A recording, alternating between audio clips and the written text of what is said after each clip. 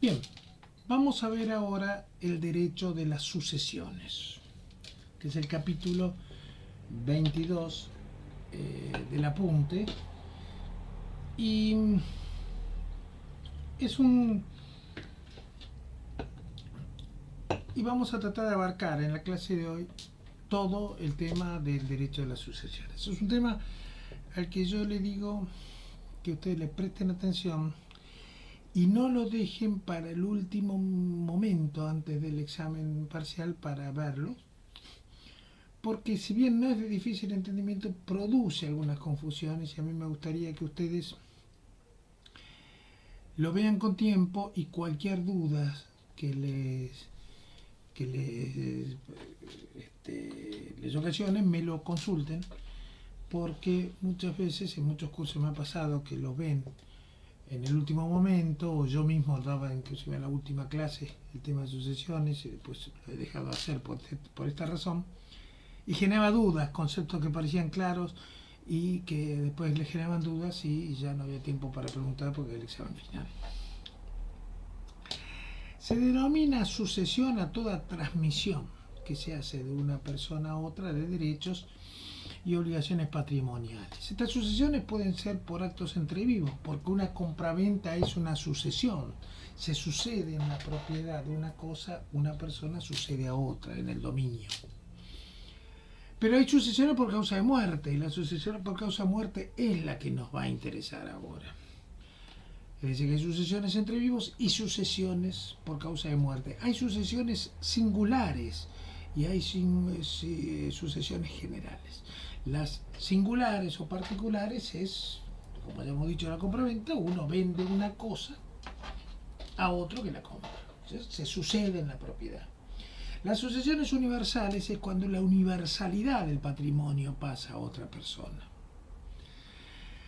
Habíamos dicho que el patrimonio es un atributo de la personalidad y va siempre innato a la persona, pero cuando la persona muere, ese patrimonio se desprende de esa persona y pasa a sus herederos.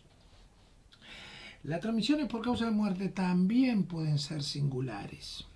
¿Por qué? Porque yo puedo tener un heredero forzoso, tener un heredero al que no instituyo por testamento, pero puedo dar un legado, que también se hace por testamento, y es cuando lego una cosa particular a una persona, que puede ser un extraño, puede ser inclusive hasta un heredero forzoso. Yo puedo tener varios hijos, pero quizás tenga uno que es abogado, los otros no, y quiero que mi colección de libros jurídicos vaya a ese hijo determinado. Entonces puede hacer un legado para que en el momento del reparto de bienes ese bien vaya para mi hijo. Son legados que se hacen por testamento y son por causa de muerte, pero no son sucesiones universales, sino que son sucesiones particulares.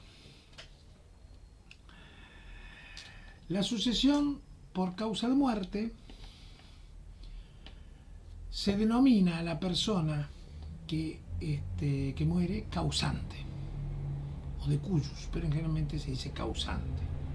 Y el sucesor o causaviente es el que lo va a heredar. Por eso siempre cuando hablemos quién es el causante, es el muerto.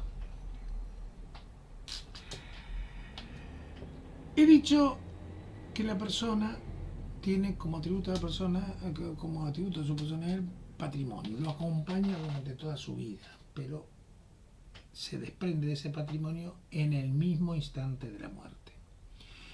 Por eso decimos que la apertura de la sucesión es la muerte de la persona, no es el inicio del juicio sucesorio, es la muerte de la persona. En el mismo instante que la persona muere, sus herederos están instituidos como legítimos herederos, sepan o no que son herederos. Uno puede tener un hijo extrapatrimonial y que ni siquiera sabe que tiene un hijo extrapatrimonial porque es fruto de una aventura que hizo quién sabe cuándo, ni sabe él que tiene un hijo extrapatrimonial, ni el hijo sabe quién es su padre, pero a pesar de eso, en ese instante que la persona muere, su hijo se ha convertido en heredero. Por eso decimos que la petición de la herencia es imprescriptible. Puede venir a pedirla 50 años después. Ahora, Uno dice, pero entonces tengo una inseguridad jurídica porque yo, quizás heredero legítimo forzoso y que ni sabía que tenía un medio hermano por ahí perdido que había tenido mi padre, ¿puede venir esta persona a reclamarme? Sí, pero ustedes saben que a los 20 años ya todo ha prescripto. Y si yo ignoraba de la muerte de esa persona, de que tenía un medio hermano, 10 años, porque soy poseedor de buena fe. Pero si aparece antes y ahora con las técnicas del ADN se descubre que es hermano mío, sí, tendré que compartir la herencia. No hay que confundirse que esta de la petición de herencia es imprescriptible, pero vamos a ver que la aceptación de la herencia prescribe a los 10 años. Entonces, ¿cómo es eso? La aceptación es cuando yo sé que soy heredero y tengo 10 años para aceptarla. Pero la petición es cuando yo no sé que soy heredero, entonces no prescribe. Decíamos que la apertura de la sucesión se produce con la muerte del causante. En ese mismo instante la persona heredera adquiere todos los bienes. Ahora no sé qué bien tengo, no sé cuánto me va a quedar. ¿Por qué? Porque antes que a mí me toquen los bienes, primero quizás ni sé, hay que hacer un inventario de cuáles son los bienes que tenía el causante, y por otro lado, antes que me repartan los bienes a mi heredero, van a venir los acreedores a cobrarse. Yo no puedo hacer disposición de herencia futura. Mientras yo no sea heredero, no puedo disponer nada. Pero en el mismo momento que soy heredero, sí puedo hacer disposición de la herencia. Ahora, como acabo de decir, no sé qué bienes tengo. ¿Puedo entonces transmitir los bienes que recibo en herencia sin yo saber todavía si voy a tener derecho a algún bien? Sí, puedo hacer lo que es una cesión de herencia. Como habíamos visto, en cesión de derechos es de objetos inmateriales. Yo puedo hacer una cesión de herencia, pero es una cesión de derechos. Mi condición, mi derecho de ser heredero, se lo cedo a otra persona. Contrato de cesión de derechos. Si yo no hago cesión de derechos y después llego a recibir bienes, porque me ha correspondido bienes, ahí podría hacer compraventa o donación, porque ya es una cosa determinada. Cuando es indeterminada, cuando es el derecho nomás de ser heredero, se dice que hago cesión de derechos hereditarios. ¿Cuándo se produce la apertura de la sucesión? Ya he dicho que con la muerte de la persona, pero también con la presunción de fallecimiento. Acuérdense lo que hemos visto en la primera parte de la materia, la presunción de fallecimiento. Por eso decíamos en aquella oportunidad que se necesitaba una fecha cierta. No se puede tener una fecha aproximada. Por eso en la presunción de fallecimiento el juez llega a una fecha precisa, día de la muerte presunta de esa persona. ¿Por qué? Porque se necesita un día preciso, porque ahí es donde se va a producir la apertura de la sucesión. No existen herencias yacentes, es decir, herencias que no sean de nadie, porque están siempre con la apertura de la sucesión, la transmisión de los hechos hereditarios, aunque ya he dicho, no sepa la persona que es heredero. Pero si no hay nadie, no ha dejado a nadie, el Estado se queda con los bienes cuando no hay ningún heredero. Los herederos pueden ser legítimos o pueden ser testamentarios. Dentro de los legítimos tenemos los herederos forzosos y los herederos legítimos no forzosos, que son los que la ley llama a suceder cuando no hay testamento. Vamos a ver más adelante estos tipos de herederos, pero decimos que hay legítimos, forzosos o no, o testamentarios. Y si no hay ni testamento ni herederos legítimos o forzosos, aparecerá el Estado. Pero nunca tenemos personas yacentes. ¿Pueden heredar las personas jurídicas? Sí, pero por testamento.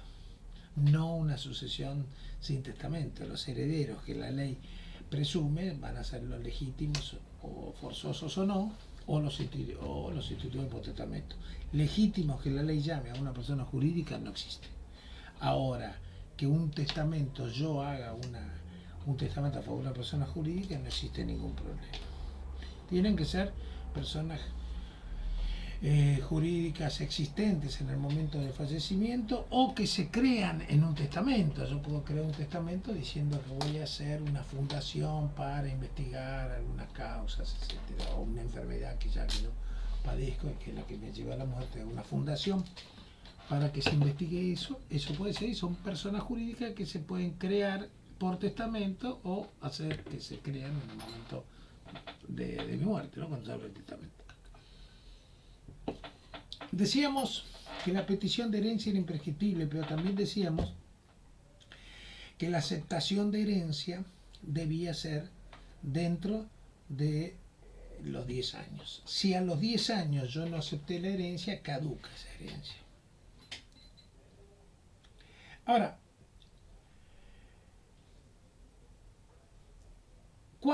¿cómo se realiza la aceptación? La aceptación se puede hacer en forma expresa o en forma tácita. En forma expresa es cuando yo directamente me presento y digo, acepto la herencia. La aceptación tácita es cuando hago actos que hacen presumir que yo he aceptado la herencia. ¿Qué actos implican la aceptación de la herencia? Por ejemplo, iniciar el juicio sucesorio. Si yo inicio el juicio sucesorio, porque acepto la herencia, si no, no lo voy a iniciar. Cuando hago una disposición a título oneroso o gratuito de bienes que son componentes del acervo hereditario. Cuando ocupo el inmueble que habitaba el causante por más de un año. Si yo el primer año puede ser que, bueno, esté haciendo papelería, tramitaciones, etcétera, vinculadas al patrimonio del causante, entonces el primer año no hace presumir. Pero si pasa el año y sigo ocupándolo, se presume que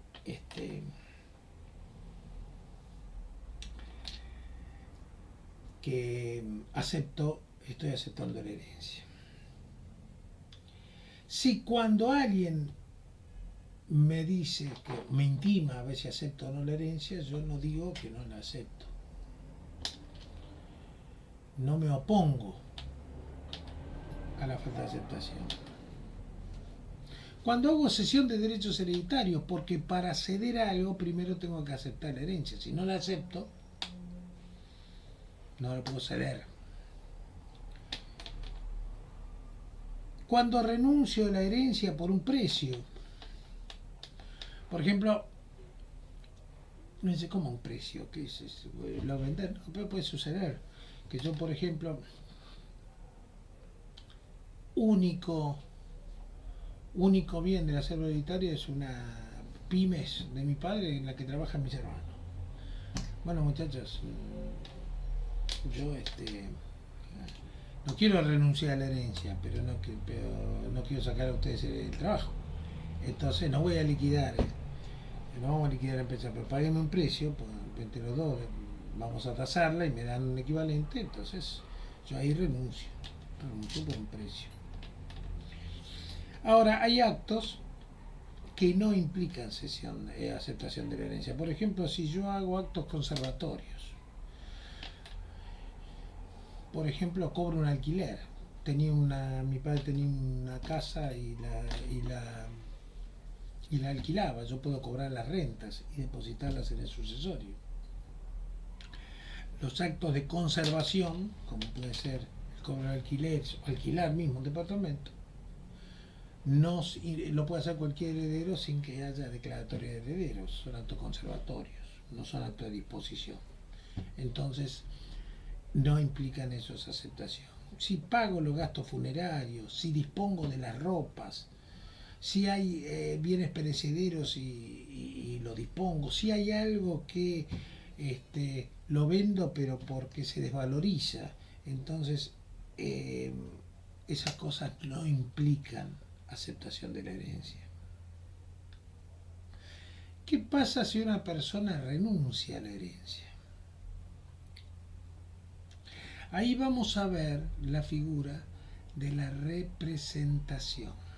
Es una figura que la vamos a ver en los casos de renuncia de la herencia, en el caso de indignidad, cuando se declara indigna una persona para heredar, o en caso de que muera una persona y deje descendientes, nietos por ejemplo, y el hijo haya premuerto. Esos son los tres únicos casos de representación. Y memorícenlo muy bien esto, porque la representación solo se da del descendiente hacia el ascendiente, no al revés. Entonces, muy importante, porque por el caso de me adelanto a lo que después voy a desarrollar. Si yo, por ejemplo, muere una persona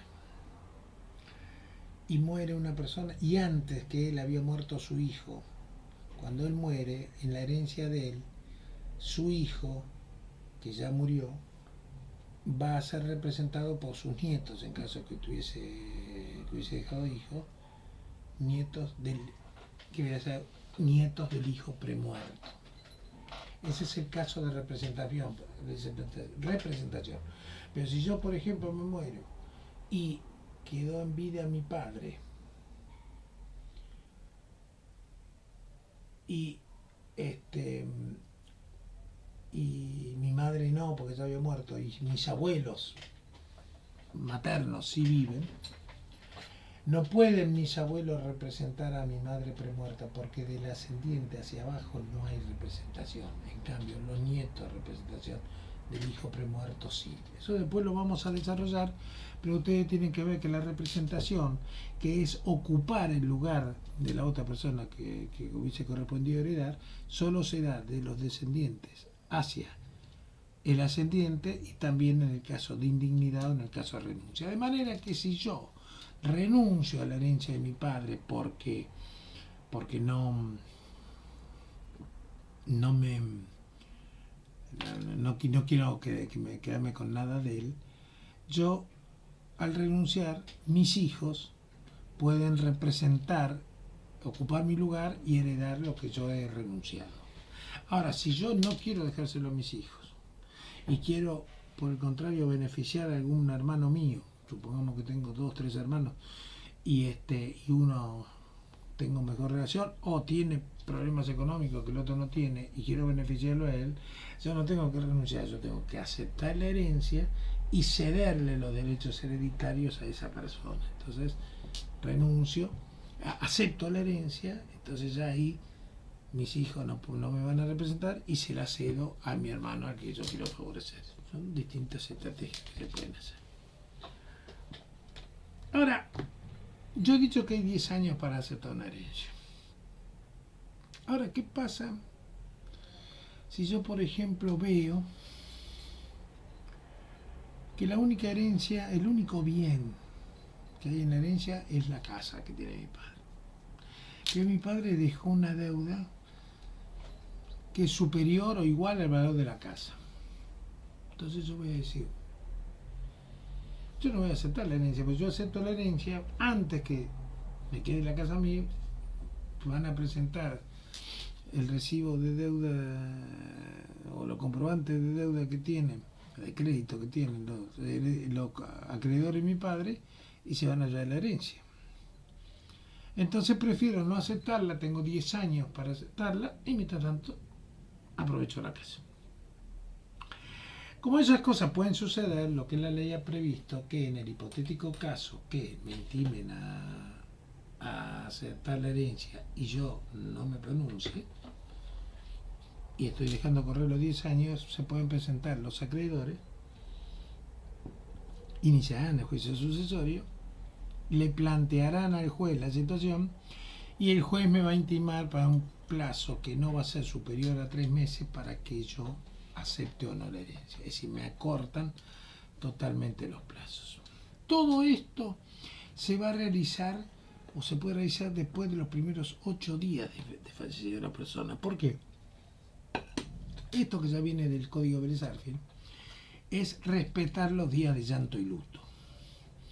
Para que no siempre existe una comunicación perfecta entre padre e hijo para saber cuál es la situación financiera del padre. Entonces de repente al hijo lo pueden sorprender con intimaciones o cosas que no conoce. Entonces la ley le da estos 8 días, que se cuentan como se cuentan los días del Código Civil, que lo hemos visto en el primer capítulo. Le cuentan los 8 días corridos para que se empape de la situación y después sí se lo puede judicialmente intimar para que realice las cosas. En el 9º día, para intimarlo para que pague. Durante este transcurso de estos 9 días, los acreedores o el mismo hijo del causante puedan pedir medidas cautelares, teniendo especialmente los acreedores, medidas cautelares para preservar, porque así como en esos días los tiene para conocer la situación, puede ser que conozca bien la situación y en esos 9 días haga actos de disposición para insolventarse y no pagar a los acreedores del muerto. Entonces se pueden hacer medidas cautelares. Esto es lo que se llama aceptación forzosa. Ahora, ¿qué pasa si un heredero oculta o sustrae bienes de la herencia? O efectúa una exageración de los deudores, de los acreedores del causante. Le agarra y le dice al acreedor causante: no, mira, te tengo que hacer una quita importante porque mi padre debe 1 millón y el patrimonio es 100.000, pero bueno, si te conformás con una quita del 50%, el otro acepta, porque si no va a perder más plata. Y resulta que todo eso es mentira, que no había ningún otro deudor. U oculta algún bien que de la herencia, que capaz que es un bien preciado por esta persona, entonces hace un ocultamiento de bienes de la herencia. Pues, si se producen estos fenómenos y lo prueba el acreedor causante, el juez de la sucesión lo va a privar de lo que se llama el beneficio inventario. El beneficio inventario es que yo respondo por la deuda del causante solo hasta el patrimonio del causante. Pero si hago alguna de estas maniobras, voy a tener que responder con mi patrimonio por las deudas que dejó el causante. Quiere decir que si yo heredo a mi padre dejó bienes por $100.000 y deuda por 500.000, yo entrego los $100.000 y el resto lo lamento perdiendo los acreedores. Pero si mi padre deja deuda por 100.000 y deuda por 500.000, un patrimonio de 100.000, pero yo hice ocultamiento de algún bien, bueno, los acreedores me va a imponer un juez una sanción por el cual yo voy a tener que responder con los bienes del causante por la deuda que tenga, y cuando se extingan esos bienes, con mis bienes por haber hecho esas maniobras fraudulentas. La cesión de derechos, como ya digo, cesión de herencia, se aplica la regla de la cesión de derechos. Es un contrato, es consensual, porque ya lo hemos visto como contrato consensual, es traslativa de los derechos que tiene, formal, porque se debe realizar por escritura pública. Puede ser oneroso o gratuito, porque yo puedo ceder los derechos hereditarios a alguien por un reconocimiento de una amistad que tengo, o a cambio para extinguir alguna deuda que tengo con el cesionario. Entonces, puede ser oneroso o gratuito, y es aleatorio. ¿Por qué? Porque todavía no sé cuáles son los bienes de la herencia. Cuando yo le cedo el derecho hereditario, no estoy cediendo una cosa. Si yo doy cosa determinada, será donación o será compraventa. Yo estoy dando un derecho que es la expectativa, no se sabe. Si hay otros acreedores, capaz que no cobra nada. Pero en una de esas, cuando se investiga el patrimonio de mi padre, resulta que tenía una caja de seguridad con $1.000.000. Entonces, en una de esas, el heredero se llena de plata. Porque ni capaz que el cesionario, capaz que el cedente, el que cede los derechos hereditarios, ni sabía de eso. Por eso decimos que es aleatorio. No se conoce esa prestación. La petición de herencia, ya he dicho, es cuando aparece este extraño para peticionar a gente que ni sabía su condición de heredero, y esto es imprescriptible, como ya he dicho.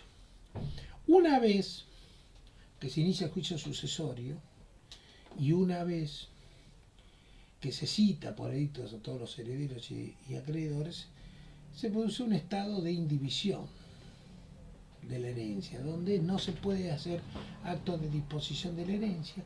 Cualquier heredero puede hacer los actos conservatorios o actos de administración. Si, por ejemplo, si un heredero tiene se presenta en el juicio un juicio que actuó el padre y acredita su condición de hijo, puede actuar. Si tenía el letrado patrocinante, poner su propio letrado o no, o mantener el que tenía y firmar como firmaría su padre ante un abogado que lo patrocina, y seguir patrocinando el juicio sin que esto importe disposición alguna, son solo medidas conservatorias. Si supongamos que en el interín, cuando todavía no se hizo el reparto de bienes, sale sentencia o sale un cheque a cobrar que le correspondía al padre, bueno, acá el heredero podrá efectuar los actos de petición de cheque y conservar, pero solo podrá cobrar el cheque si se lo ha nombrado administrador del sucesorio. En el caso que no lo haga, el cheque debe ser girado al sucesorio y bueno, y ahí se lo cobrarán, o decidirá el juez después si ya se liquidó todo el pasivo, cómo se reparte el tema, etcétera, etcétera. He dicho que se aceptan las herencias con beneficio de inventario, pero había situaciones en las que se perdía ese beneficio de inventario y respondía con los bienes propios. Esto ya lo he dicho, que es cuando oculto algún bien, cuando exagero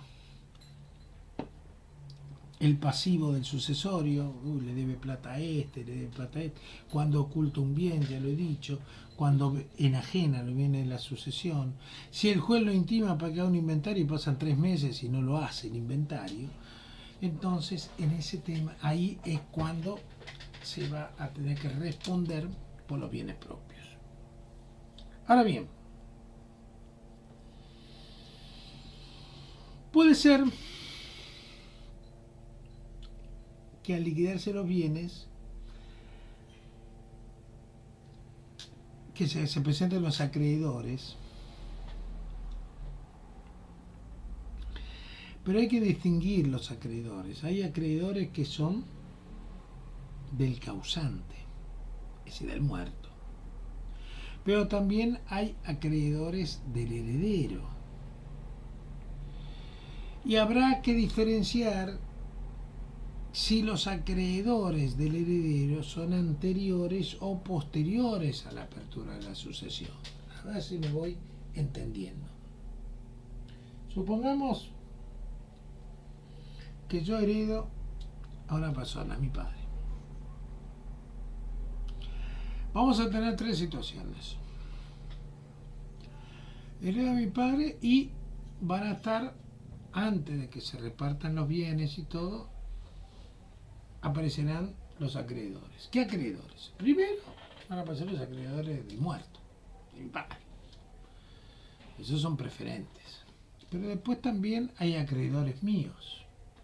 Acreedores míos que van a ser capaz que anteriores a la apertura de la sucesión, y pueden ser acreedores que sean posteriores a la apertura de la sucesión, pues yo puedo seguir con mi vida. Y también están los acreedores generados por la sucesión, honorarios de los abogados que intervienen, peritos, etcétera, etcétera. Si los acreedores son anteriores,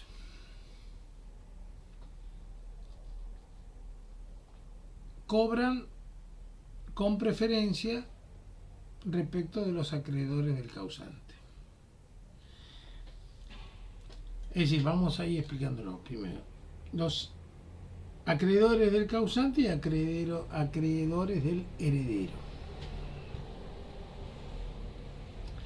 Si los acreedores del heredero son anteriores o posteriores a la apertura de la sucesión. Ahí dice el apunte que si son anteriores, cobran con preferencia respecto de los acreedores del causante.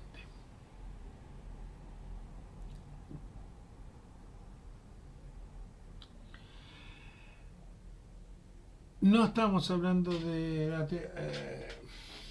ahí está un poco mal redactado. El primero que cobra son los acreedores del causante.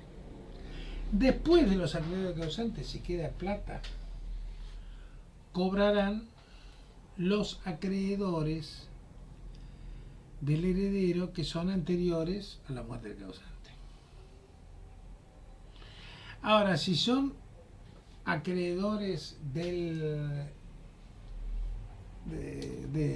causante que surgen del juicio sucesorio o acreedores del heredero que también son posteriores a la apertura de la sucesión en dicho juicio sucesorio, ahí la ley dice que van a prorrata y los bienes se reparten en la parte proporcional a la deuda que tengan. Entonces, acreedores del causante y acreedores del heredero. Los del heredero son anteriores. O anteriores o posteriores a la apertura de la sucesión. Si son anteriores de la apertura de la sucesión, cobran con preferencia respecto de los acreedores del causante, pero acreedores del causante posteriores. Los anteriores no. Si los créditos se originaron después de la apertura de la sucesión, son los gastos que emergen del juicio, ahí van a prorrata. Habíamos hablado del instituto de la indignidad. Lo habíamos mencionado cuando habíamos hablado de la representación. ¿Qué es la indignidad? La indignidad es cuando el heredero realiza conductas que producen, que tienen como la particularidad de que la dejan a la persona en un impedimento para heredar, porque ha sido indigno para heredar por las conductas que tuvo respecto del causante o de sus familiares, etc. Esa indignidad que permite dejar a alguien que sea heredero forzoso de la herencia, pues si no es forzoso, me basta con hacer un testamento a favor de cualquier otra persona, ahora después vamos a ver por qué. Pero si es por ejemplo un hijo que lo que quiero excluir de la herencia por distintas razones, la ley me dice que las razones son las enumeradas en el código, no puedo inventar yo no, si yo digo mi hijo fue un hijo óptimo, perfecto, pero yo lo odio, no lo puedo ni ver por su idea política, no tiene nada que ver eso, no es un causal de indignidad, son hechos determinados. Y la ley tiene la particularidad que eso no se va a analizar sino después de muerto la persona. ¿Por qué? Porque se presume que puede haber un arrepentimiento en cualquier momento. Ante un hijo, por ejemplo, fíjense la parábola del hijo pródigo. Bueno, lo perdonó el padre. Entonces siempre la misericordia de un padre puede ser tal que entonces no quiera declarado indigno. Entonces eso se va a analizar después de muerto. Hay que ver si el causante dejó algún pronunciamiento diciendo que lo perdonaba de su conducta o si no hizo nada, y bueno, hay que analizar la conducta. Todo después de muerto el causante. ¿Qué dice la ley? Primero, que la indignidad tiene que ser declarada por sentencia judicial y ese derecho caduca después de 3 años de la apertura de la sucesión. Es decir, ¿quién va a pedir la indignidad. La indignidad la va a pedir algún otro heredero que tenga vocación a heredar, en el hipotético caso que se quede indigno, ya sea que se lleve más plata o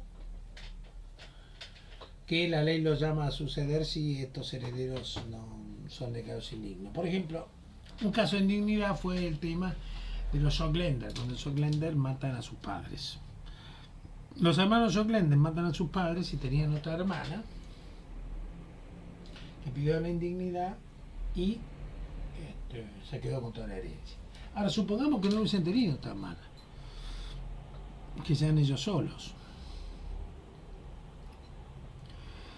Si hay sobrinos, aparecen los sobrinos. Esos que no heredan si hay herederos forzosos, pero bueno, que la ley llama a la herencia si no hay herederos forzosos.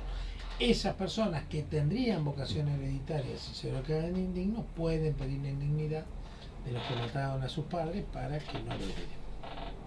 Comprobado esto y declarado indigno, aparecerían en este caso sobrinos. Si los Sogländer, cuando mataron a sus hijos, a sus padres, hubiesen tenido hijos, bueno, los hijos hubiesen podido ir en representación de su padre declarado indigno. ¿Quiénes pueden ser declarados indignos? Son declarados indignos los autores, cómplices o partícipes en un delito doloso contra la persona, contra el honor o contra la integridad sexual o la libertad o la propiedad de el causante, sus descendientes, sus ascendientes, cónyuges, convivientes o hermanos. Quiere decir que si yo robo a un hermano, a un tío mío, hermano de mi padre, me pueden declarar indigno para heredar. También si lo han maltratado gravemente u ofendido su memoria. Si lo acusan de un delito penado con pena de prisión o reclusión, salvo que la acusación sea realizada por la víctima o por el cónyuge de la víctima, porque puede ser que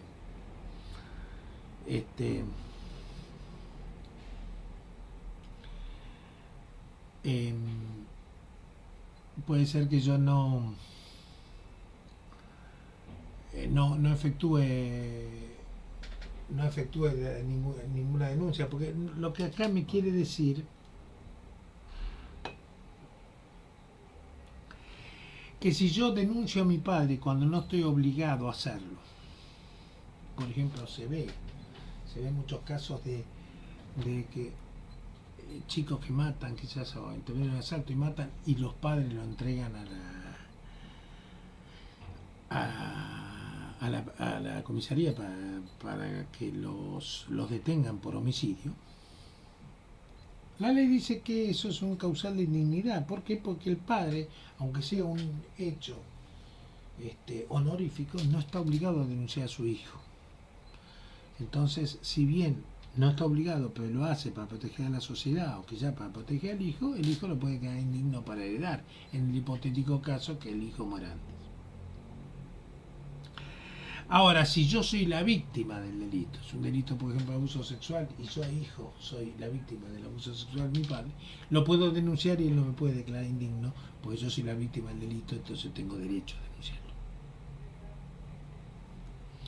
No solo alguien que le haya robado, haya atentado contra su vida, le haya o maltratado a él, a sus hermanos, a sus hijos, a su cónyuge, a sus convivientes, etcétera, sino también a lo que omiten la muerte, la denuncia de la muerte dolosa del causante dentro de un medio ocurrida. Es decir, si yo sé que a mi hermano lo mataron, o a un padre mío lo mataron, y no hago la denuncia de ese delito, puedo ser declarado indigno para heredar. Si no le dan alimentos,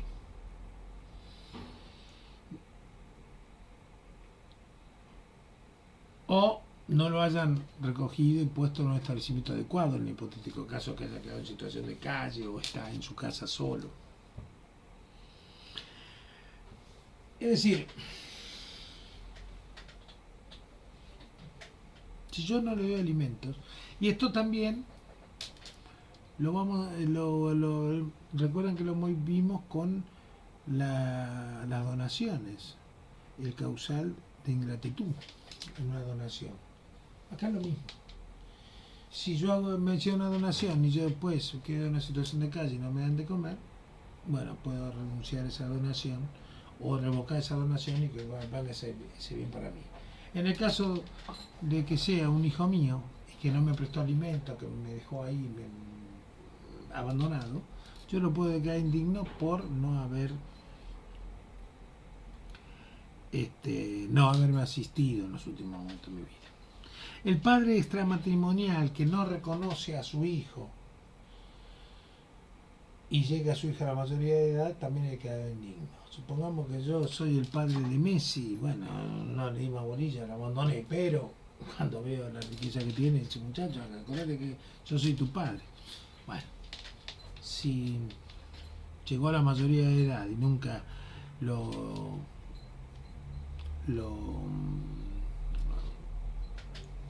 en ningún momento, si llega a mayoría de edad y yo no hice ningún acto de reconocimiento, después no quiero poder quedar recuperar el tiempo perdido simplemente para poder heredarlo.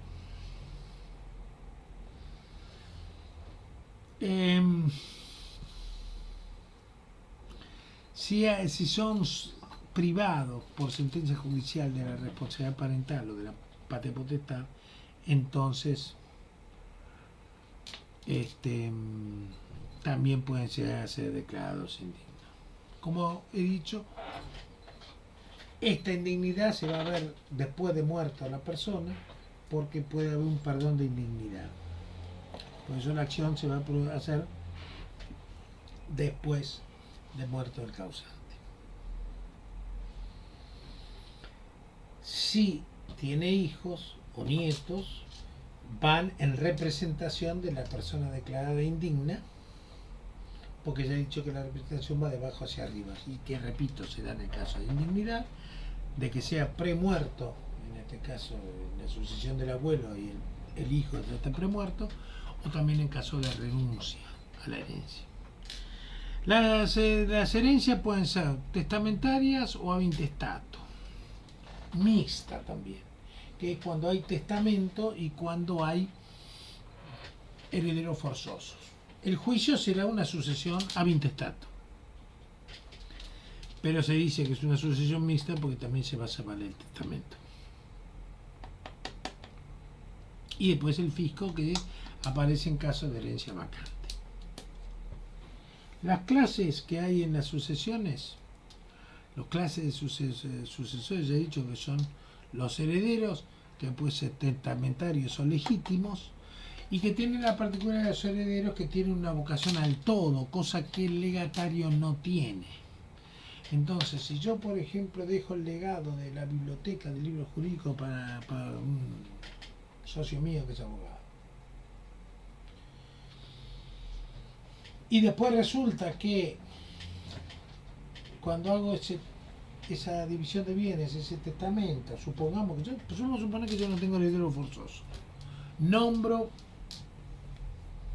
heredero a un amigo mío y a otro le hago el legado a la biblioteca. En una de esas, la biblioteca mía tiene un valor incunable, entonces es mejor la herencia que le doy a la biblioteca que a un sobrino mío que lo hice heredero. Pero después resulta que aparece que yo tenía 100 millones de dólares distribuidos por el mundo. Bueno, el sobrino mío, al que lo instituí heredero, tiene vocación al todo, se puede llevar todo. En cambio el legatario no, es eso singular, se quedaría con la biblioteca nomás. Legítimos, forzosos y no forzosos, y el legatario, que es un sucesor singular y que, como ya he dicho, no tiene derecho a crecer. ¿Quién tiene la prioridad para heredar? Los primeros que tienen prioridad para heredar son los herederos legítimos forzosos. estos herederos legítimos forzosos solo pueden ser declarados, se pueden dejar sin efecto la herencia en el hipotético caso que sean declarados indignos. Son herederos forzosos el cónyuge, el descendiente y el ascendiente, con una particularidad. Si hay descendientes, los ascendientes quedan afuera. Si hay cónyuge, concurren con los descendientes. De manera tal que si yo me muero, hoy, mi situación, tengo 2 hijos, tengo una nieta, tengo mi esposa y tengo a mi madre. Y tengo 2 hermanos. Vamos a explicarlo así y hago una radiografía de lo mío. Yo me muero y no dejo testamento. ¿Quiénes heredan? Heredan mis hijos y heredan mi mujer. Mi madre no, porque los ascendientes quedan excluidos y hay descendientes y tengo hijos. Mi nieta tampoco, porque mi hijo vive. Si mi hijo hubiese muerto, aparecería mi nieta. Eso es lo que me pasó a mí, por ejemplo, con la sucesión de mi abuela. Cuando murió mi abuela, mi padre ya había muerto 1 año antes. Entonces yo fui a la herencia de mi abuela en representación de mi padre premuerto.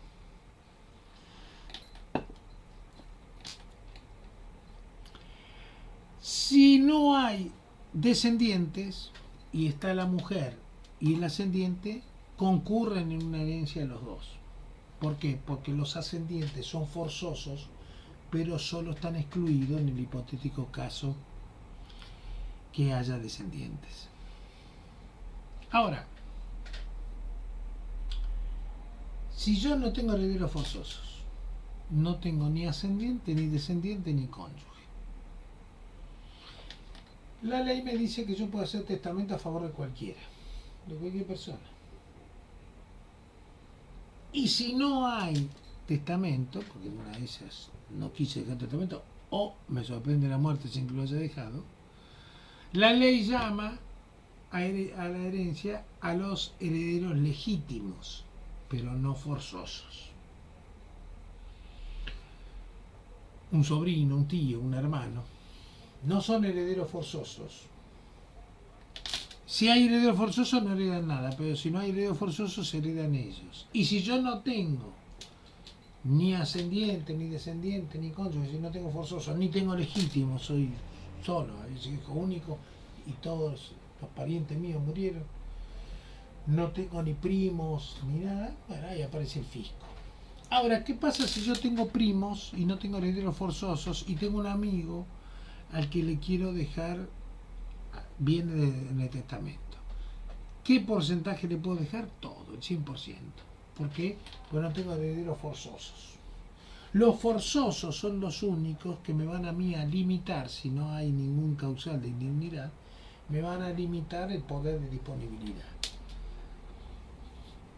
Eso se llama la porción legítima. Entonces yo tengo herederos forzosos, a un amigo mío le tengo que decir, mira, yo tengo herederos forzosos, tengo cónyuge, tengo hijos, así que no te voy a poder dar todo, pero te puedo dar una parte. Ahora vamos a ver cuáles son los porcentajes que se pueden dar de acuerdo al heredero forzoso que tenga. Bien. Hay un caso que, por ejemplo, se los digo para que lo recuerden, que es el caso, por ejemplo, de Tito Lecture y el Luna Park. Cuando Tito Lecture muere, tiene una tía, después de que se muere Tito Lecture, la tía, que era propietaria del 90% de las acciones, el 95% de todas las acciones de Luna Park, y el 5% eran de otros sobrinos que tenía. Pero tenía debilidad con Tito Lecture. Cuando muere la tía, los sobrinos, como no hay herederos forzosos, se presentan en la sucesión y le dicen, muchachos, nosotros tenemos el 5% de las acciones en Luna Park, hacemos la herencia por otro 95%, así lo explotamos. Bueno, empieza la ubicación, la sucesión, le piden un informe a ver si hay un testamento y aparece un testamento donde la tía dice que le deja, como no son herederos forzosos los sobrinos, al no ser forzoso le puede dejar todo en un testamento o nada y dejárselo a un extraño. A ellos le deja una bóveda, pero de un cementerio. No, bueno, y el Luna Park para la Iglesia Católica, Cáritas. Ahí Cáritas se queda con el 95% de las acciones de Luna Park y después los sobrinos que ya estaban palpitando ese 95%, cuando vean que solo les queda el 5%, le venden a la iglesia el 5% restante y Cáritas y la Iglesia Católica quedan como dueñas de Luna Park, pero porque fue la voluntad de la tía. Si no tengo heredero forzoso, puedo dejar por testamento todos los bienes a cualquiera. Ya dijimos que entre la diferencia entre una sucesión testamentaria y unas que no tiene testamento, es esa intestato, es que las personas jurídicas solo pueden llegar a ser herederas de un testamentario. De una no testamentaria no. En el testamento no se requiere un vínculo de parentesco, se lo puede dejar a cualquiera. Y se pueden transmitir legados también. En la legítima solo heredan las personas humanas. Hay un vínculo de parentesco que se va a hacer por grados, pero va a haber la representación para el grado menor, pasa en lugar del grado el más lejano se acerca al más próximo, ¿no?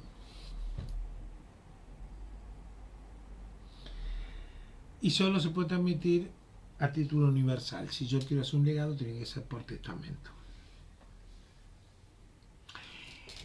¿Cómo se cuenta el parentesco? Lo vamos a ver también en familia con los impedimentos matrimoniales. Los parentescos van por grado. Los grados es el salto de una generación a otra.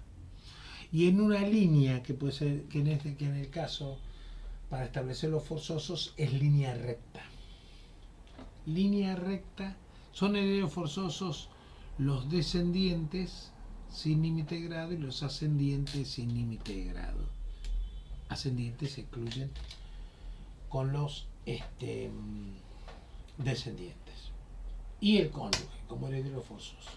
Línea recta es el salto de una generación a otra. Línea recta ascendente, voy padre, abuelo, bisabuelo, tatarabuelo, etc. Y para abajo, línea recta descendente, tenemos hijo, nieto, bisnieto, tataranieto, etc.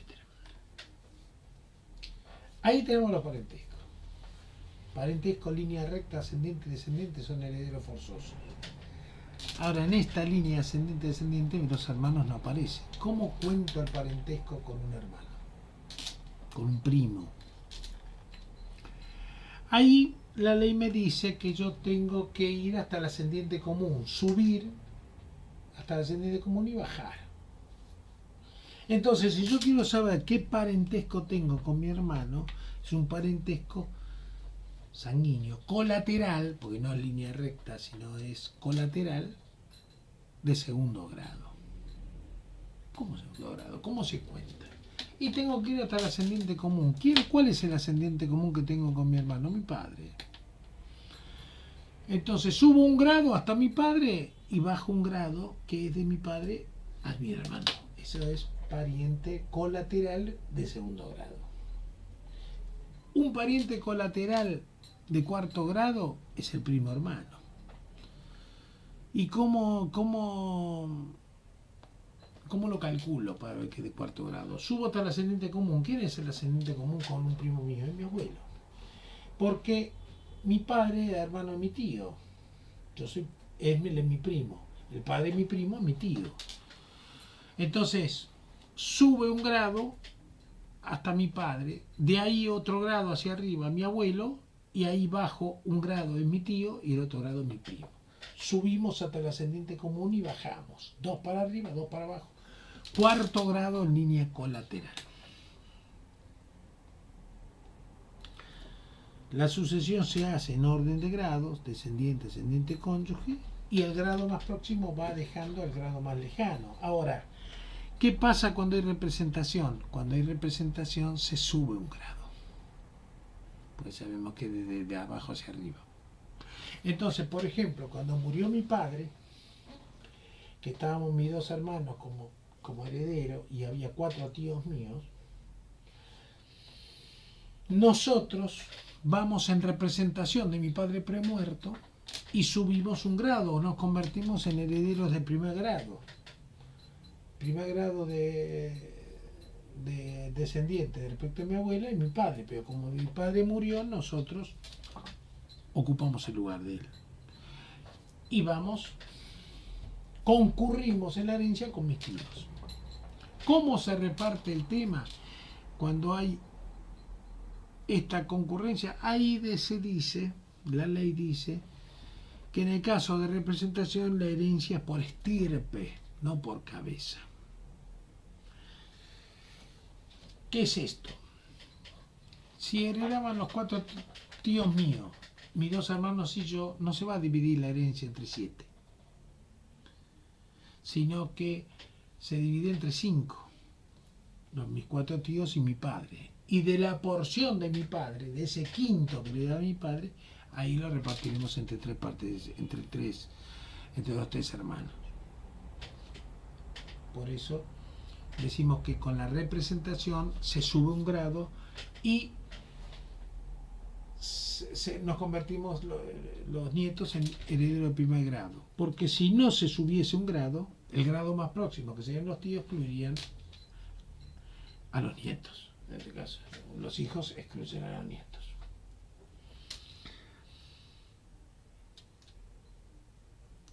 Los bienes pueden ser propios o gananciales. Hay una forma que yo digo de cómo se reparten los bienes propios y gananciales cuando tenemos herederos forzosos, que produce gran reacción de asombro. Cuando en las clases presenciales hay asombro. Esto era cuando hablábamos, siempre de las mujeres, lo decía con las mujeres. ¿Por qué? Porque los casos generalmente hay más viudas que viudos, entonces siempre se está pensando en lo que va a heredar la mujer. A nosotros, pues, hombres, morimos primero y perdemos. Entonces yo, como para que se entienda bien, trato de producir asombro. Y en el asombro digo que de los bienes gananciales del marido, la mujer no hereda nada. Todo va a los hijos. Todos se quedan así asombradas. ¿Cómo no me toca nada? No les toca nada. Entonces después, cuando ya la cara de asombro es general, doy la explicación para que no se olvide. Cuando hablamos de bienes propios o gananciales, bienes gananciales es el régimen de comunidad de bienes que se opta, que las partes establecen cuando se contrae matrimonio. Es decir, cuando contrae matrimonio lo que se hace es una sociedad conyugal. Una sociedad. Y en esta sociedad los bienes que se van a tener en la sociedad son mitad de cada uno. Todo lo que se genera dentro del matrimonio es mitad de la mujer y mitad del hombre.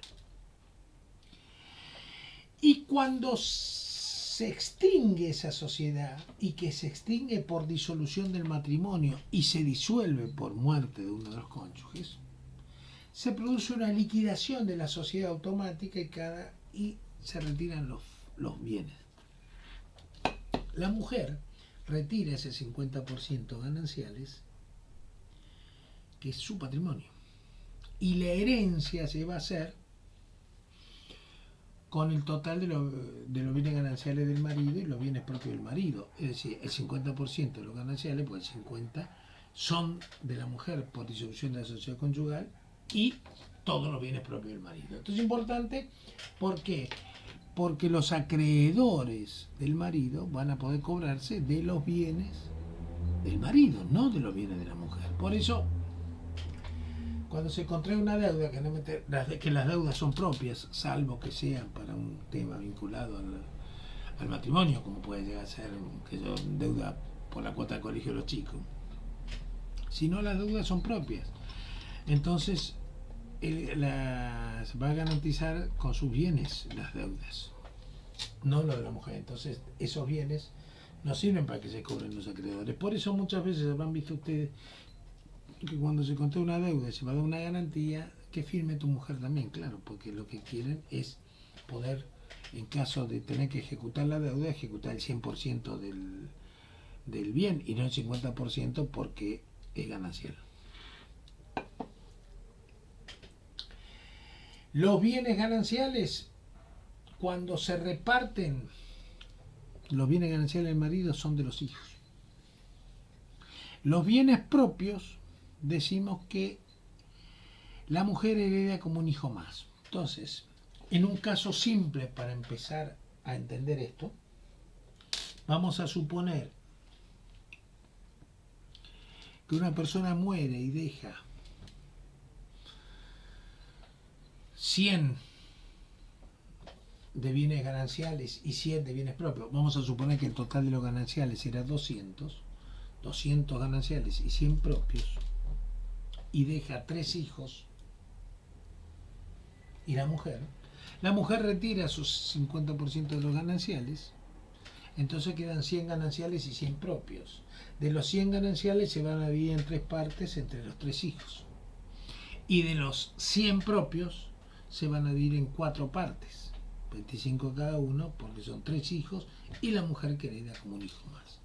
Esto es un reparto elemental de una sencilla sucesión.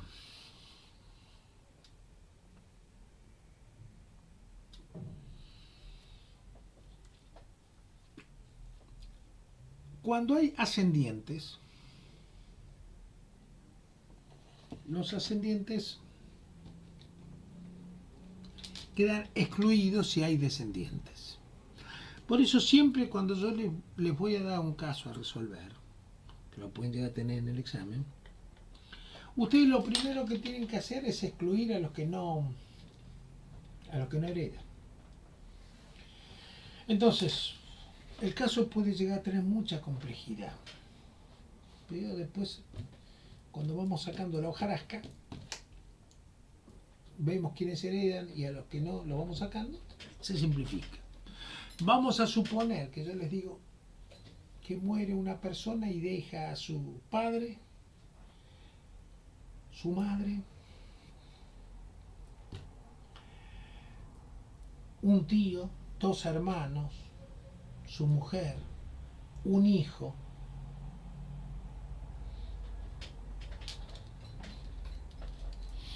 Entonces, ustedes lo que tienen que hacer con ese caso es decir, a ver, ¿hay herederos forzosos? Sí.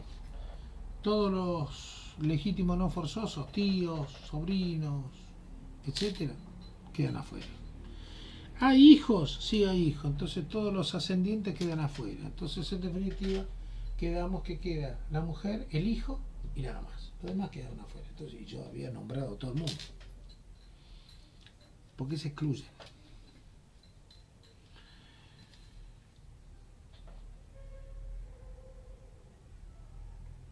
Cuando hablamos de la sucesión de los ascendientes,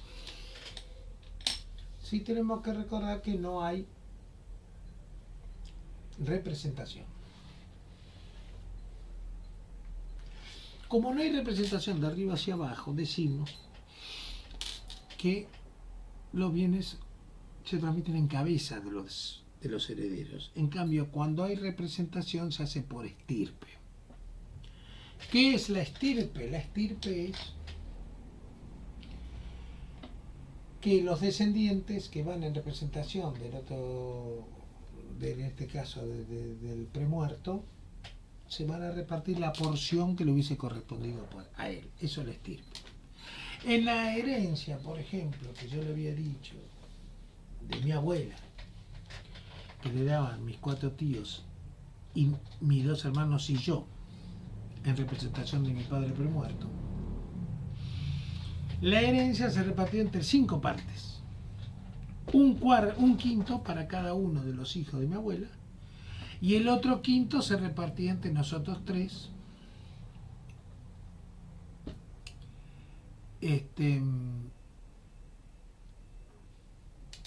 partes iguales. Tercera parte de un quinto a cada uno.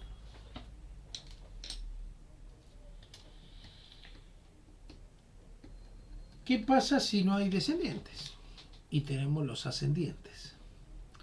Ahí decimos que los ascendientes no hay representación. Y como no hay representación, no ocupan el grado siguiente. Nosotros cuando fuimos en representación de mi padre premuerto, ocupamos el lugar de mi padre. Éramos los herederos de primer grado de mi abuela, a pesar que éramos nietos, porque subimos un grado por la representación. Cuando hay ascendientes, no se baja un grado porque no hay representación, entonces se queda el ascendiente en el grado que está, y ahí decimos que el grado más próximo deja fuera el grado más lejano. Entonces, vamos a suponer un ejemplo de una herencia donde los ascendientes sí heredan, porque no hay descendientes, y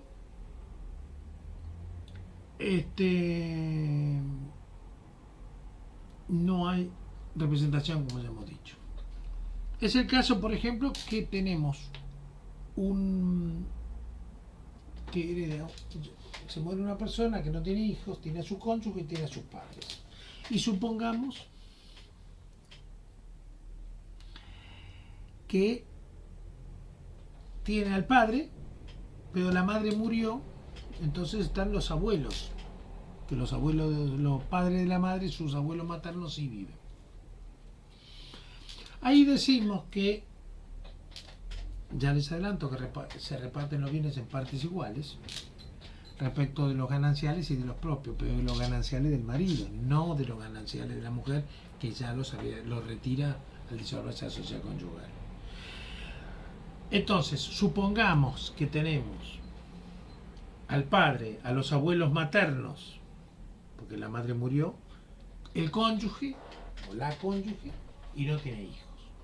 Los bienes gananciales son 200 y los bienes propios son 100. Los bienes gananciales de los 200 retira los 100 que son de ella por disolución de la sociedad conyugal por muerte del marido. Quedan 100 propios y 100 gananciales. La ley dice que tanto en propios como en gananciales, cónyuge y ascendiente heredan en partes iguales. No era lo que pasaba con descendientes, que todos los gananciales sean los descendientes. Acá, de los gananciales y de los propios del marido, en este caso, como no hay descendientes, van en partes iguales. Bueno, mejor dicho, van 50% para la mujer y 50% para los ascendientes. Entonces, se va a llevar a la mujer los 100 que eran por disolución de la sociedad conyugal, 50 de los gananciales que eran del marido y 50 de los propios del marido. ¿Qué pasa con los otros 50 propios y los otros 50 gananciales? Van para los ascendientes. ¿Para quiénes? Decíamos que estaban la madre, el padre y los abuelos maternos, porque la madre había muerto. Se queda todo el padre. ¿Por qué? Porque como no hay representación de arriba hacia abajo, el grado más próximo, que es el padre, excluye al grado más lejano, que son los abuelos. Todo se lo va a quedar el ascendiente del muerto, el padre del muerto, los abuelos nada. Pero además decimos que no heredan por estirpe, sino que heredan por cabeza. Entonces, en este mismo ejemplo, pero suponiendo que el padre también hubiera muerto y que quedaban 2 abuelos paternos y un abuelo materno, se divide ese 50% que pertenece a los ascendientes, no hay grado a primer grado, quedan en ese segundo grado, pero van en cabeza. Entonces se reparten en partes iguales entre los 3 abuelos, sin importar que 2 sean matrimonio, porque no hay estirpe, hay cabeza. No es que a los padres del abuelo, los padres de la madre uno y el padre del padre otro. 2 tercios y 1 tercio. No hay estirpe, es por cabeza, entonces en partes iguales, aunque 2 sean matrimonio y el otro sea un viudo. Se queda un matrimonio de los 3 tercios, se quedan 2 tercios, se queda un matrimonio y 1 tercio se queda el otro. No hay estirpe, hay cabeza.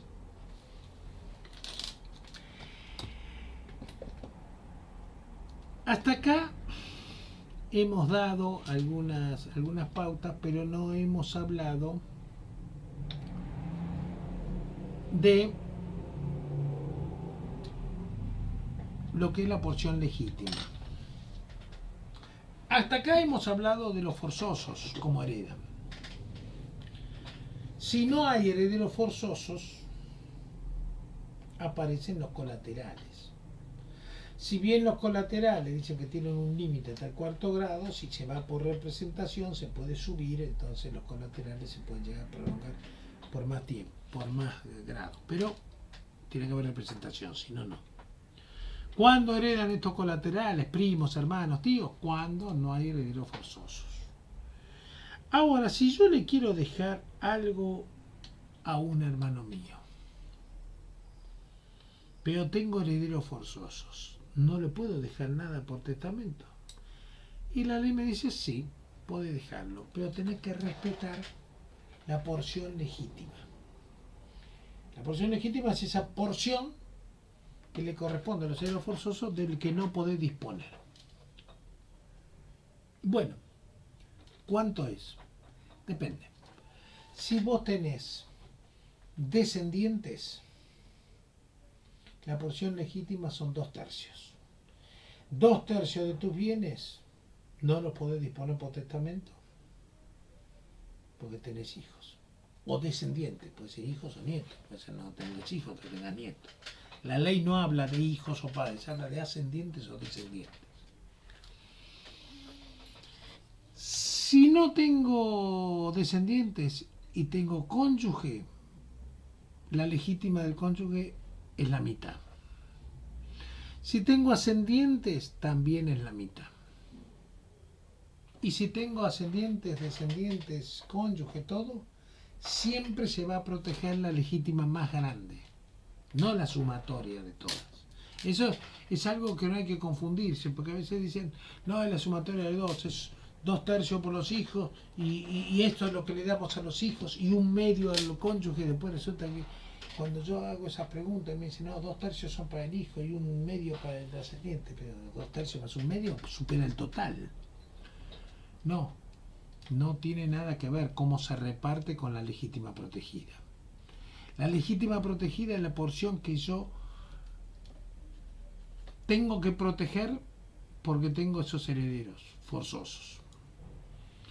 Y el excedente de esa legítima es el que puedo disponer por testamento. Pero no es que 2 tercios le voy a dar a mis hijos. Primero vamos a decir, y después aclaro este tema, que se protege la mayor de la legítima. Quiere decir que si yo tengo descendiente y cónyuge y ascendientes, tengo que proteger 2 tercios. Puedo disponer por testamento de 1 tercio de los bienes. Si yo tengo ascendiente, cónyuge, pero no tengo descendientes, tengo que proteger 1/2, porque la legítima de ambos es 1/2 y tengo que proteger la mayor es 1/2. Proteger la legítima significa que todo lo que excede esa porción protegida, yo la puedo disponer por testamento. Quiere decir que si yo, por ejemplo, tengo descendiente, tengo cónyuge y tengo ascendiente, supongamos, y tengo un hermano al que yo lo quiero beneficiar porque es hermano o amigo, alguien a quien yo quiero mucho y quiero dejar algo de mis bienes, La ley me dice le podés dejar hasta 1/3 de tus bienes, no más, porque tenés descendientes. Y con los otros 2/3, ¿qué pasa? Con los otros 2/3 se hace el total, propios y gananciales, y se reparten conforme lo que habíamos dicho antes. Si es bienes propios, partes iguales entre el cónyuge y los descendientes. Si es bienes gananciales, todo para los descendientes. Y el todo serán los 2/3, porque el otro tercio se lo puedo dar por testamento a quien yo quiera. Y si no tengo descendientes, puedo dejar la mitad por testamento. Mayor porcentaje si no tengo descendientes. Se hace como un nuevo total. Muchos por error dicen, ¿qué pasa si se excede y va a tener que devolver? No tiene que devolver nada. Directamente no se le entrega. Cuando se abre el testamento, el juez ve y dice, este testamento excede la porción disponible, entonces vamos a tratar de cumplir la voluntad del causante. ¿Qué es la voluntad del causante? Darle el máximo de lo que permite la ley, porque se excedió, pero no lo que se excedió. Entonces, si el beneficiario del testamento recibe la mitad de los bienes, o en ese testamento le dijeron que la mitad de los bienes, y hay un heredero, un descendiente, ya sea que extramatrimonial, que nadie conocía y que aparece, bueno, se reduce la porción, ya no es la mitad, sino podés llevarte 1/3 de los bienes porque hay un descendiente. Se repartirá después conforme lo que corresponda al descendiente o al cónyuge, eso, pero solo 1/3.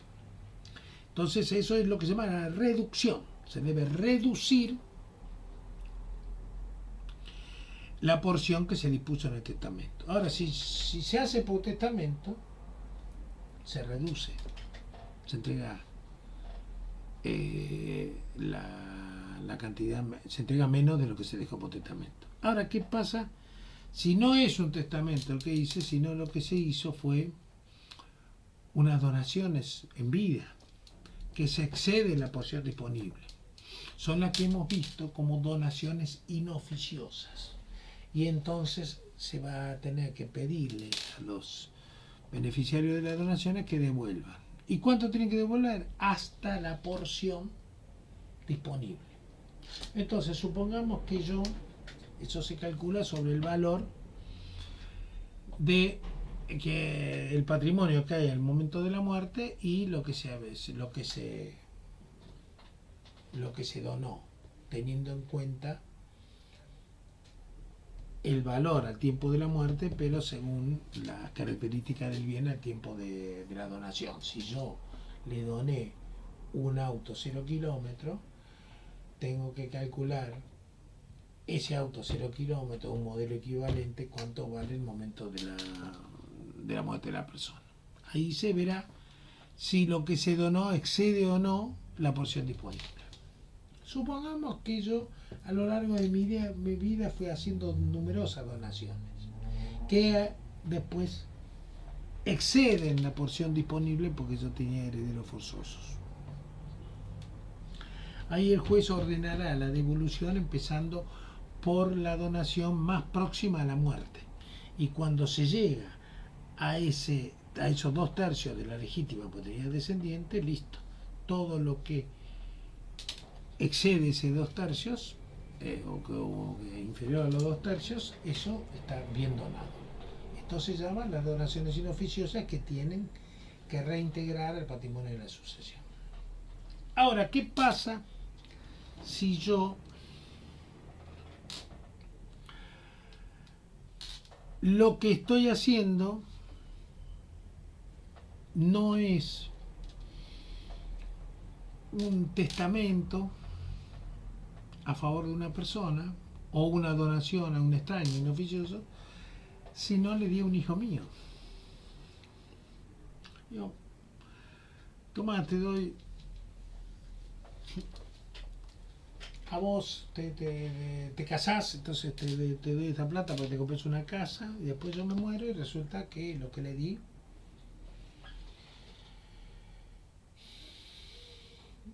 puede ser que exceda el tercio disponible o puede ser que no exceda el tercio disponible.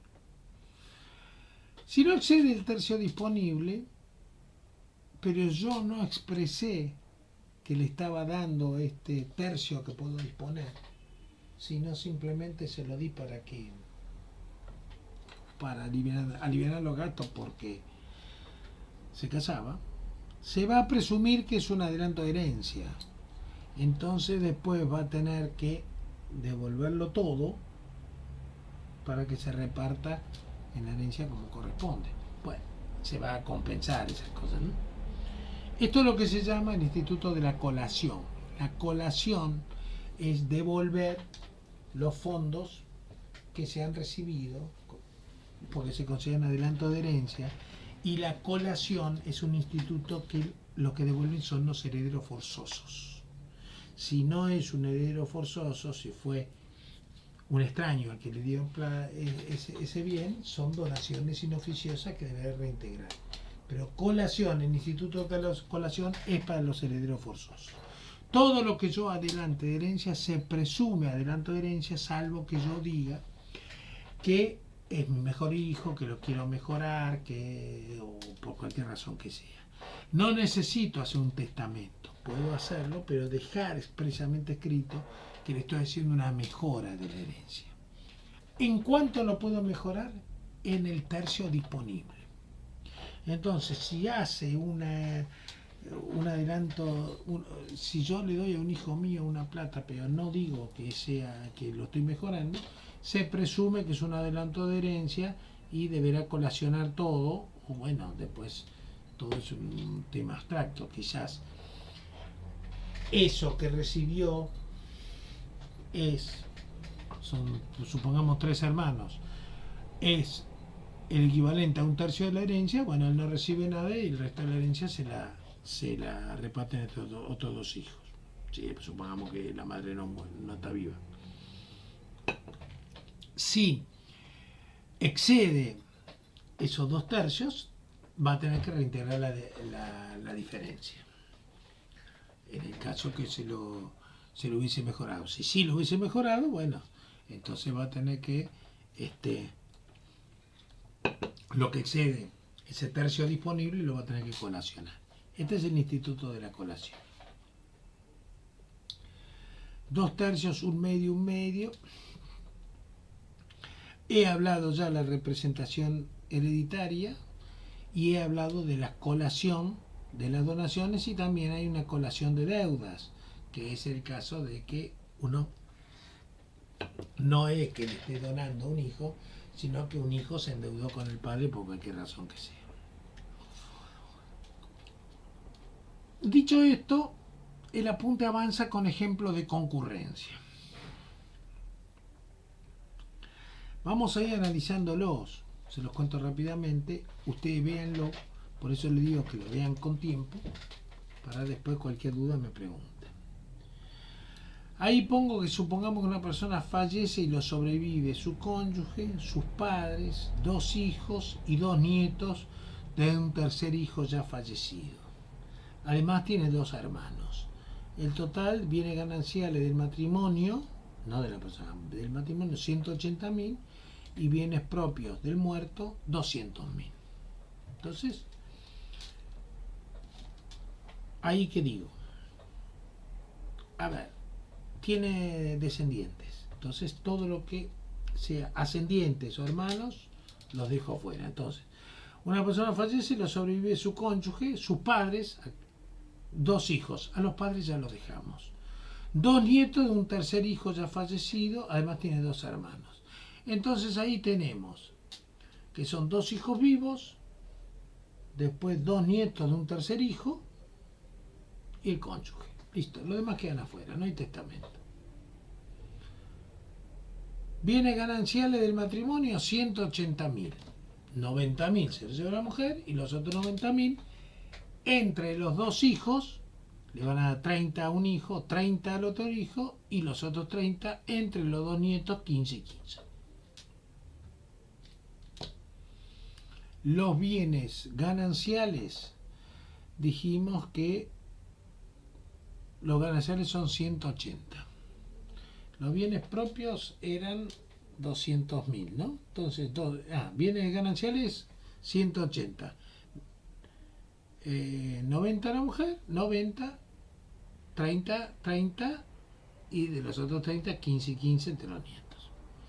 Los bienes propios son 200.000. Como la mujer es cónyuge, es un hijo más, entonces hay 2 hijos vivos, los 2 nietos son del tercer hijo y la mujer se divide entre 4.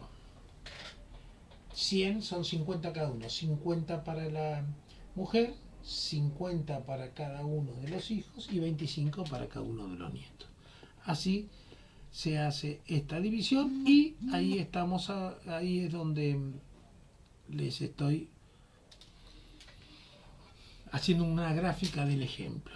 En el caso 2 pongo el mismo caso del anterior, pero agrego que el causante hizo un testamento a favor de un amigo de 90.000 pesos. ¿Qué tengo que pensar? ¿Qué son? 90.000. Habíamos dicho el mismo caso que el anterior, entonces era 200.000 propios y 90.000 gananciales, porque de los 180, 90 eran de la mujer. De los 200 propios más los 90 que son de los gananciales de él, son 290. De los 290.000 pesos, entonces, a ver dónde estamos, caso 2 era, claro, 290.000 pesos, pero dejó un testamento de 90.000. Puede disponer de un tercio, 290.000. 90.000 dispuso, 9 por 3, 27, es válido el testamento, entonces se resta los 90, ahí lo podemos hacer de los gananciales o de los propios, es lo mismo, no los voy a complicar con eso, y el testamento es válido y se hace la división. En el caso del tercero, la persona fallece y deja como heredero a su cónyuge, su madre y sus abuelos paternos, ya que el padre había fallecido. Además deja 2 hermanos y un sobrino, hijo de un hermano ya fallecido, bienes propios 100.000 y los gananciales 200.000. No hay hijos, pero hay padres y cónyuge, por lo que los hermanos quedan afuera porque son legítimos.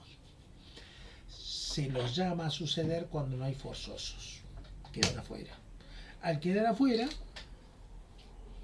y el 50% es para la mujer de los gananciales del marido y de los propios, y el 50% para la madre o el padre, pero los abuelos quedan afuera porque no hay representación de arriba hacia abajo, como ya dije, entonces es fácil.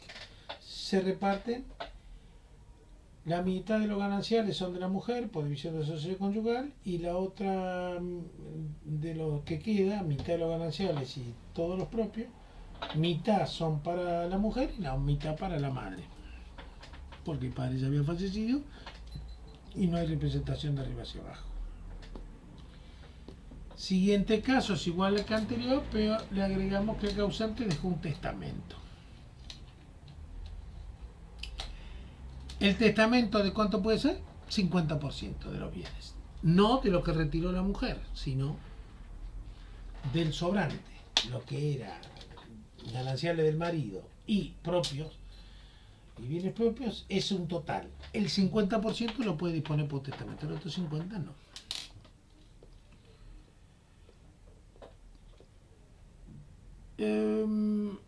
Caso 6, una persona fallece, no tiene herederos forzosos y no deja testamento. Tiene como heredero legítimo a un tío, un hermano y 2 sobrinos que son hijos de un hermano premuerto.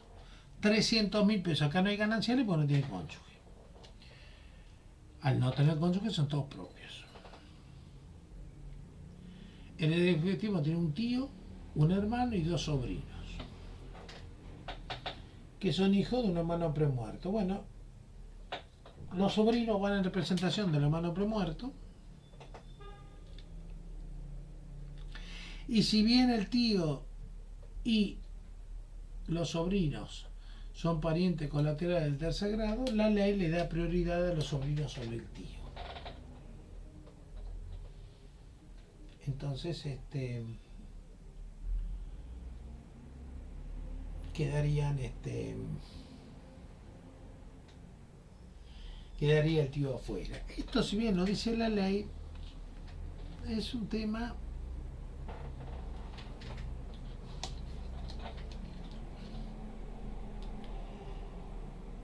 que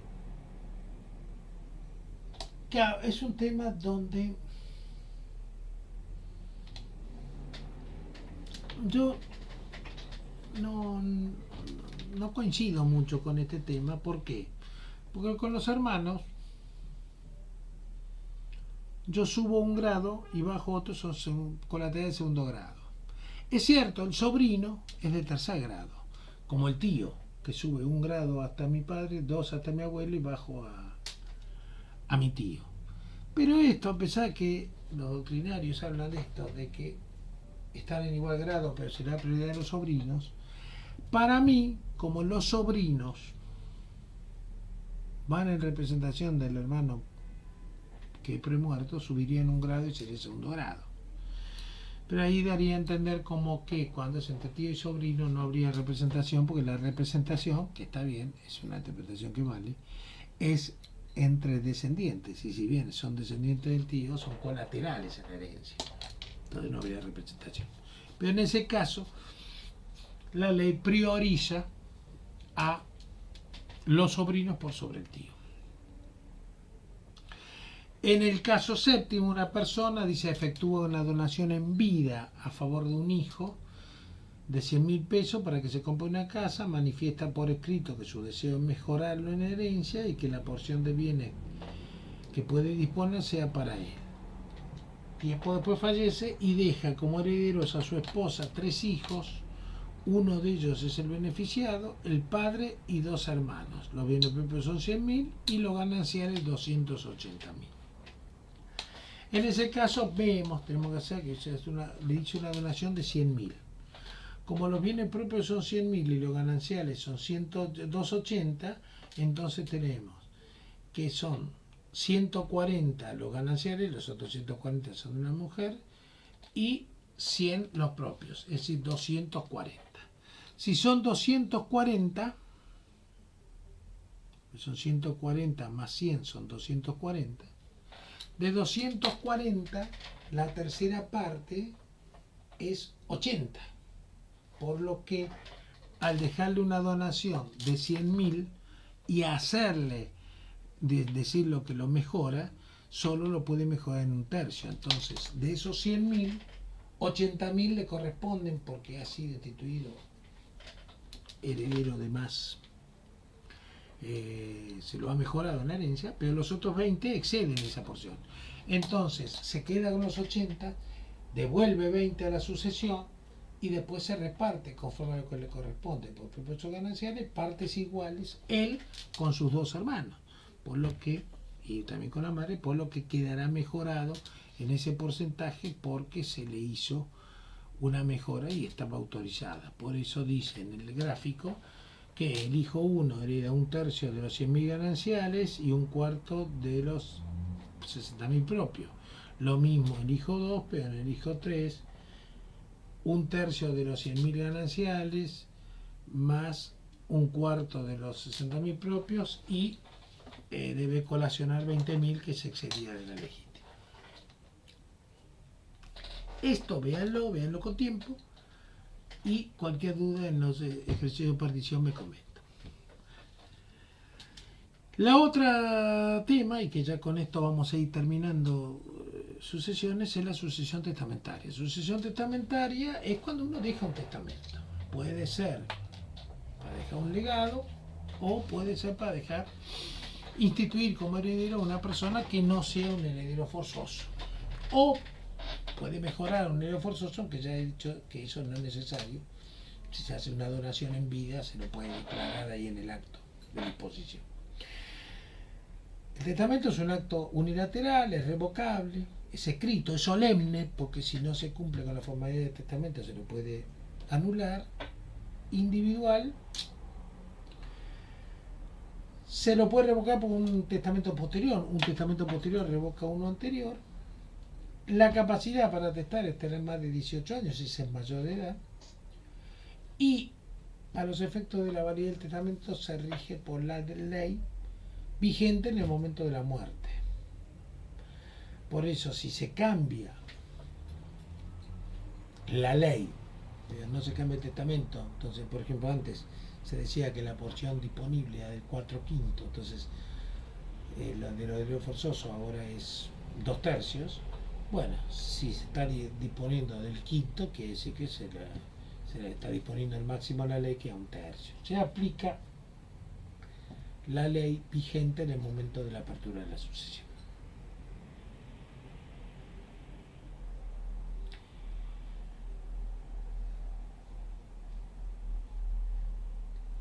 Para establecer la capacidad de la persona se establece la fecha del testamento. Esto es importante porque si la persona después entra en un Alzheimer y pierde noción de tiempo y espacio, si ya el testamento estaba redactado de antes, vale, no se va a regir la capacidad que tiene en el momento de la muerte, sino la capacidad que tenía en el momento del testamento. Se aplica la ley vigente al momento de la muerte, pero a los efectos de darle la validez del testamento que tenía al momento de testar. Puede impugnar quién, cualquier interesado, pero ese interesado tiene que tener como dice la ley, interesado. Interesado significa que pueda llegar a tener vocación hereditaria en el caso que se anule el testamento. Se puede hacer las anulaciones por una prohibición legal, porque hay un defecto de forma. Si se fue otorgado por una persona que es privada de la razón, o hay limitaciones en el testamento. Todo en la capacidad para testar. Todo esto tiene que ser probado.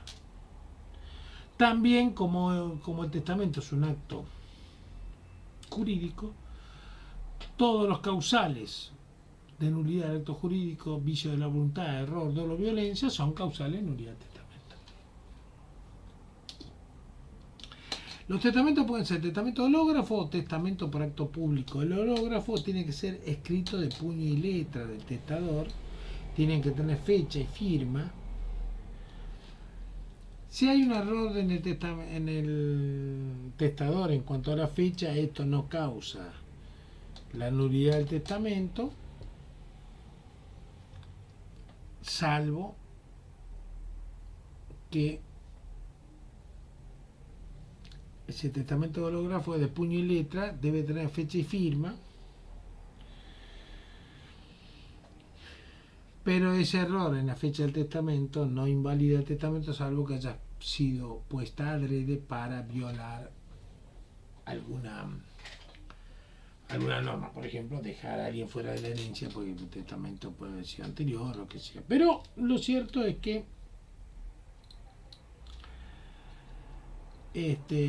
si es puesta para violar una ley de orden público. Si el acto hay una escritura hecho por otra persona, podrá dar un causal de nulidad. Pero un error sobre la fecha no invalida el testamento. Inclusive puede ser escrito con distintas fechas mientras tengan una continuidad, porque no significa que la voluntad de testar no tiene por qué realizarlo en un solo acto, puede hacerlo con varios actos.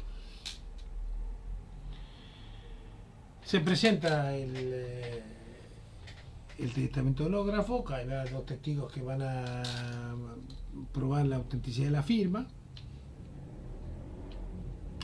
que van a reconocer la firma del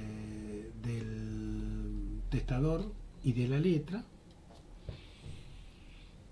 Estos testigos no pueden ser parientes del oficial público ni beneficiarios de los presuntos herederos, y el juez rubrica el principio y final de cada hoja y se lo entrega a un escribano para la protocolización, de manera que con esto se garantiza de que después no va a haber ulteriores alteraciones, sino, fíjense que si no lo protocoliza y lo convierte en un instrumento público que lo hace el escribano, siempre estará, mientras se va realizando la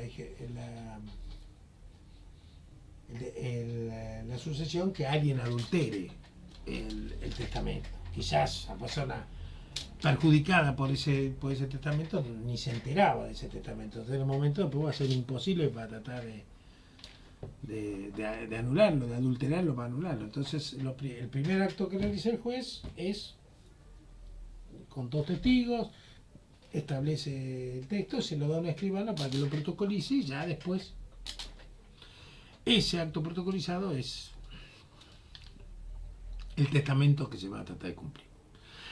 La otra forma es hacerlo por acto público, es ante un escribano, por escritura pública, con 2 testigos hábiles, que no tienen que ser parientes del oficial público, y además se puede dar por disposiciones por escrito. Antes tenía que ser hecho a viva voz por el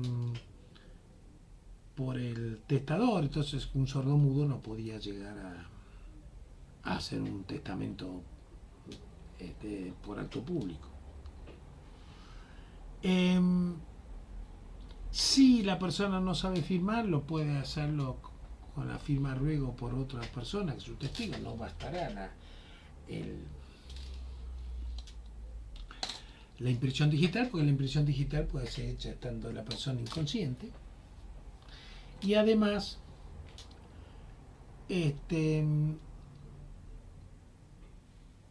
debe ser este acto ratificado por 2 testigos. Antes existía lo que se llamaba testamento cerrado, fue suprimido por el nuevo Código Civil y Comercial. En todo momento que hace una sucesión puede ser un albacea. Albacea es una persona que es designada por testador para cumplir las decisiones del testamento. Designa un albacea. Entonces este albacea va a inventariar la totalidad de los bienes, va a rendir cuentas sobre sus actos, no puede delegar las funciones, es un título personal, yo te designo a vos, albacea, vos no puedes delegarlo en otro, su persona es mi confianza. Además, debe cumplir con todos los legados que se establecieron en el testamento. Además, debe velar para que se cumplan todos los cargos que se hubiesen puesto. Debe cancelar todas las deudas del causante. Intervenir, es parte necesaria que interviene en caso que haya impugnación por un testamento, del testamento por alguno de los herederos que se ha visto perjudicado por esta decisión. Además debe rendir cuenta de sus actos y interviene en cualquier pleito en donde se va a impugnar el testamento. Debe hacer un inventario judicial de todos los bienes y finaliza una vez cumplida toda la voluntad del testamento o vencido el plazo que fijado el testamento o por muerte o incapacidad del albacea. También si hay quiebra del albacea finaliza su gestión, porque ahí puede estar un compromiso de sus que estén comprometida su actividad porque él ha quedado en quiebra. Y además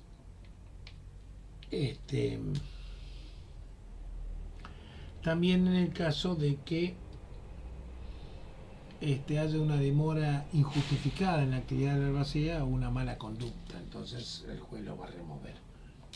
Bien, con esto hemos terminado el tema de derecho de las sucesiones y repito, tienen que verlo ustedes no inmediatamente anterior al examen final, sino que véanlo con tiempo, porque les puede generar algunas dudas de cómo se van a repartir o en un caso que quizás hasta yo haya olvidado de contemplarlo, traté de ser muy amplio en los ejemplos y bueno, cualquier duda que les surja, véanlo con tiempo para que después me la puedan llegar a transmitir la inquietud y se trate de solucionar. Muy bien. Nada más entonces, con esto finalizamos el tema de derecho de las sucesiones.